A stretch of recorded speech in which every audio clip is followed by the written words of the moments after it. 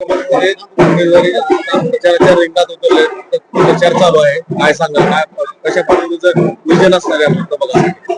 आम्ही काँग्रेस पक्षातर्फे आम्ही चारही उमेदवार हे यावेळी पक्षाने नवीन उमेदवार ठेवलेले आहेत आणि सर्वजण आपापल्या क्षेत्रामध्ये चांगलं काम करतात आणि प्रभागातलेच हे सर्वजण आहेत आणि खूप सुंदर असं आमचं विकासाच्या रथ आम्ही पुढे जाणार आहोत आणि जे जे काही प्रभागामध्ये ज्या ज्या काही अडचणी आहेत त्या आम्ही सक्षमपणे मांडणार आहोत आणि ते सर्व काम करून घेणार आहोत. प्रभागामध्ये रस्त्याच्या, नालीच्या, काही कचऱ्याच्या अडचणी आहेत आणि एक अक्षरधाम म्हणून भाग आहे, त्या भागामध्ये अतिवृष्टीमुळे मध्ये पाणी येतं, तिथे प्रायोरिटीवरती नाल्याचं काम आम्ही करणार आहोत. त्याच्यानंतर खनी परिसरामध्ये खाडगाव रोडवरती गणेश चौक आहे, त्या भागामध्येही पाण्याचा प्रॉब्लेम होतो, तर ड्रेनेज लाईनचं काम आम्ही त्या ठिकाणी प्रगतीपथावर करणार आहेत. आणि या भागामध्ये बऱ्याच ठिकाणी अभ्यासिकांची गरज आहे विद्यार्थ्यांसाठी, त्याचंही आम्ही नियोजन करत आहोत.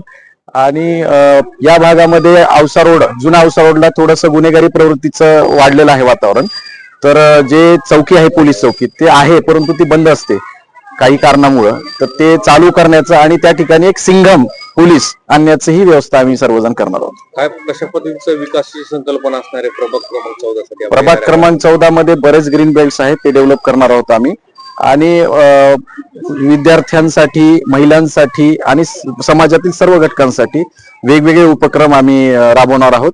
आणि काँग्रेस पक्षाचं जे काही विजन आहे त्याचे काही पोर्टफोलिओ आता येणार आहे, त्याच्यामध्ये सर्व काही नमूद आहे, ते सुद्धा प्रभागाप्रमाणे जे काही आम्हाला वाटलंय नागरिकांकडून, प्रभाग क्रमांक 14च्या नागरिकांकडून ज्या ज्या गोष्टी आल्यात त्याच्यावरती आम्ही आता आमचा स्वतःचा एक जाहीरनामा प्रसिद्ध करू, त्याच्यामध्ये सर्व करू. भाजपचं आव्हान असणार, कारण काँग्रेसमधले काही नगरसेवक भाजपमध्ये प्रवेश करून आपल्या विरोधात निवडणुकीच्या रिंगणामध्ये. खरं तर ही निवडणूक मला असं वाटतं की लातूर भागामध्ये एक निष्ठावंत वर्सेस संधी साधू अशीच आहे.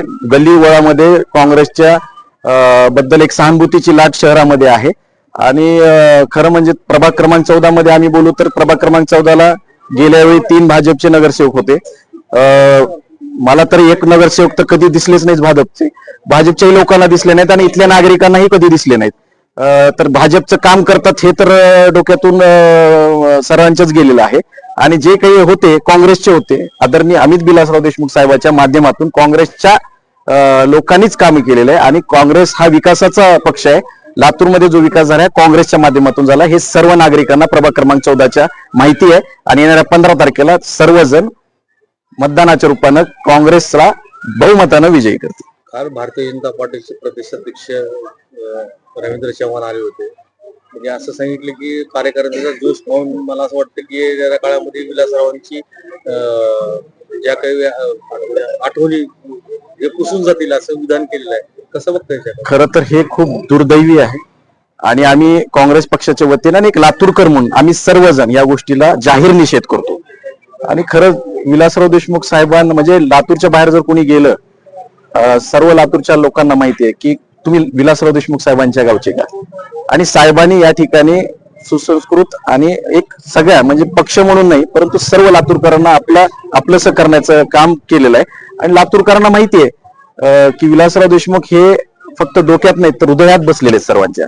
आणि खरंच वाईट वाटतंय, लातूरच्या विलासराव देशमुख साहेब म्हणजे एक अस्मिता आहे लातूरची आणि त्या अस्मितेला पायमल्ली करायचं काम भाजप करते. आणि भाजपचं कसं आहे, पोटात जे आहे ते ओटात आले, फक्त एवढंच आहे. मला वाटतंय की लातूरची जनता ही 15 तारखेला विलासराव देशमुख किती हृदयात आहेत लातूरच्या हे काँग्रेसला मतदान करून सिद्ध करतील. नमस्कार, मी प्रभाग क्रमांक 14 मधील दीपाली शेखर हविले उमेदवार, काँग्रेस वंचित आघाडीची उमेदवार आहे. जसं आता सर म्हणाले की काल भाजप प्रदेशाध्यक्ष जे बोलून गेले की विलासरावांच्या आठवणी पुसून जातील.